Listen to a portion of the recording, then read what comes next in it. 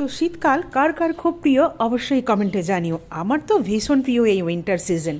এই সময় ভ্যারাইটিস রকমের সবজি পাওয়া যায়, কালারফুল, আর যা খুশি খাও মন ভরে, গরমকালের মতন কোনো শরীর খারাপ করে না।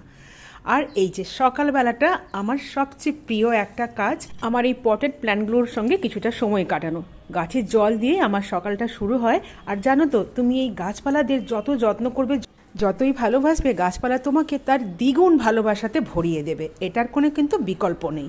আর আজকে আমি বানাচ্ছি ব্রকলি ডিম আলুর ডালনা। ফুলকপি তো শীতের সবচেয়ে প্রিয় সবজি, কিন্তু ব্রকলি খেতেও দারুণ ভালো লাগে। ব্রকলিটা একটু ব্লাঞ্চ করে নিয়েছি প্রথমে, তারপর ডিমও সেদ্ধ করে রেখেছিলাম। ব্যাস, ঘরোয়া মশলা আদা পেঁয়াজ রসুন টমেটো বাটা, ধনে গুঁড়ো জিরে গুঁড়ো লঙ্কা গুঁড়ো, নুন দিয়ে ভালো করে কষে অল্প জল নিয়ে গ্রেভি বানিয়ে আমার আজকের লাঞ্চ কিন্তু একদম রেডি।